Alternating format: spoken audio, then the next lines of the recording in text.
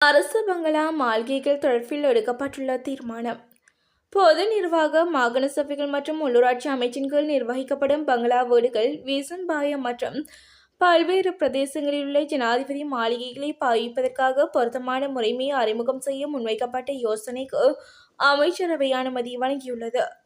பொது நிர்வாக மாகாண சபைகள் மற்றும் உள்ளூராட்சி அமைச்சின் நிர்வாக அதிகாரத்தின் கீழ் 50 அரசு சுற்றுலா மாளிகை மனைகள் கொழும்பு 7 மற்றும் கொழும்பு 5 ஆகிய பிரதேசங்களில் அமைந்துள்ளன. முன்னாள் ஜனாதிபதிகள், அமைச்சர்கள், பிரதி அமைச்சர்கள் மற்றும் பல்வேறு அரசு நிறுவனங்களுக்கு மேற்குறித்த மாளிகை மனைகள் ஒதுக்கப்பட்டுள்ளமை குறிப்பிடத்தக்கது. அரசாங்கத்தின் அதிகபட்ச விலையை மீறி அரிசி விற்பனை செய்பவருக்கு எதிராக சட்ட நடவடிக்கைகள்.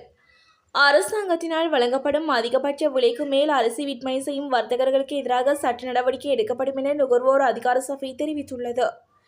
நேற்றைய தினம் அரிசிக்கான அதிகபட்ச விலையை உள்ளடக்கிய வர்த்தமானி அறிவித்தலின் பிரகாரம் இந்த தீர்மானம் மேற்கொள்ளப்பட்டதாக நுகர்வோர் அதிகார சபையின் தலைவர் ஹெமந்த சமரகோன் குறிப்பிட்டார். ஜனாதிபதி அனுரவின் முதல் வெளிநாட்டு பயணம். ஜனாதிபதி அனுரகுமார திசாநாயக்க தனது இந்திய விஜயத்தை எதிர்வரும் 15ஆம் தேதி ஆரம்பிக்க உள்ளதாக அறிவிக்கப்படுகிறது. குறித்த அறிவிப்பை அமைச்சரவை பேச்சாளர் அமைச்சர் நலிந்த ஜெயதிச இன்றைய தினம் விடுத்தார்.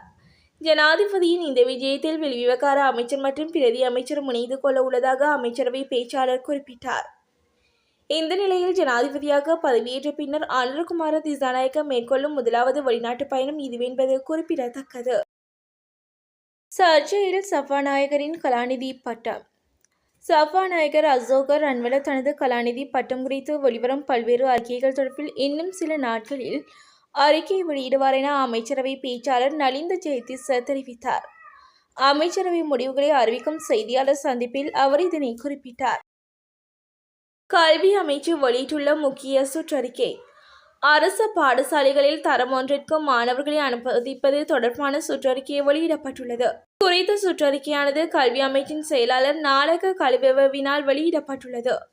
அனைத்து மாகாண கல்வி செயலாளர்கள், மாகாண கல்வி பணிப்பாளர்கள், வலய கல்வி பணிப்பாளர்கள், கோட்டங்களுக்கு பொறுப்பான பிரதி உதவி கல்வி பணிப்பாளர்கள், பாடசாலை அதிபர்கள் ஆகியோருக்கு சுற்றறிக்கை அனுப்பப்பட்டுள்ளது.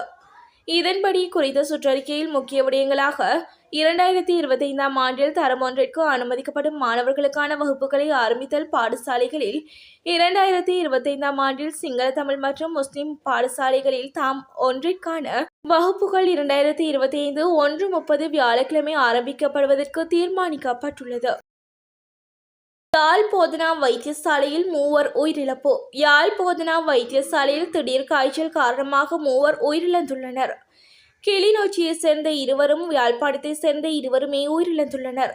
அதன்படி பருத்தித்துறையை சேர்ந்த 40 வயதுடைய ஒருவர் சாதாரண காய்ச்சல், இருமல் அறிகுறிகளுடன் மந்திகை ஆதார மருத்துவமனையில் அனுமதிக்கப்பட்டு மேலதிக சிகிச்சைக்காக யாழ் போதனா வைத்தியசாலைக்கு மாற்றப்பட்டுள்ளார்.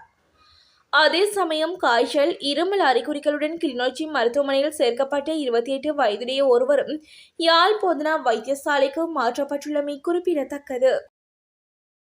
டிஜிட்டல் சாரதி அனுமதி பத்திரத்திற்கு அமைச்சரவை அனுமதி. நாட்டில் தற்போதைய சாரதி அனுமதி பத்திரத்திற்கு பதிலாக புதிய டிஜிட்டல் சாரதி அனுமதி பத்திரத்தை உடனடியாக அறிமுகப்படுத்த அமைச்சரவை அனுமதி அளித்துள்ளது. அதன்படி டிஜிட்டல் சாரதி அனுமதி பத்திரம் வழங்கப்படும் வரை தற்போதைய முறைமை தொடர்ந்து அமுல்படுத்தப்படும் என அமைச்சர்கள் குழு முடிவு செய்துள்ளது. தப்பியோடிய கார் மீது போலீசார் துப்பாக்கிச்சூடு. வீதியில் பயணித்த நபரொருவரை மோதி தப்பி செல்ல முயன்ற கார் மீது துப்பாக்கி பிரயோகம் மேற்கொள்ளப்பட்டுள்ளதாக கடுவலை போலீசார் தெரிவித்தனர். இந்த சம்பவம் கடுவலை ஹோவாகம பிரதேசத்தில் இன்று காலை இடம்பெற்றுள்ளதாக போலீசார் தெரிவித்தனர். கடல் தொழிலாளர்களுக்கு அமைச்சரவை வழங்கியுள்ள அங்கீகாரம். கடல் தொழிலாளர்களுக்கு வழங்கப்படும் மண்ணெண்ணெய் மானியமாக அடுத்த 5 மாதங்களுக்கு மாதாந்தம் 9,375 ரூபாவை வழங்குவதற்கு அமைச்சரவை அங்கீகாரம் வழங்கியுள்ளது. அமைச்சரவை முடிவுகளை அறிவிக்கும் செய்தியாளர் மாநாட்டில் இன்று கலந்து கொண்டு உரையாற்றும் போதே அமைச்சரவை பேச்சாளரும் சுகாதாரம் மற்றும் வெகுஜன ஊடகத்துறை அமைச்சருமான நலிந்த ஜெயதிச இதனை தெரிவித்தார். வாகன இறக்குமதி குறித்து அமைச்சர் வெளியிட்ட அறிவிப்பு. இலங்கையில் எதிர்காலத்தில் வாகன இறக்குமதிகள் சில கட்டுப்பாடுகளுடன் அனுமதி வழங்கப்படும் என அமைச்சர் வைத்தியர் நலிந்த ஜெயதிச தெரிவித்தார். நேற்று ஊடகம் ஒன்றின் நிகழ்ச்சி ஒன்றில் கலந்து கொண்டு உரையாற்றும் போதே இந்த விடயத்தை குறிப்பிட்டார்.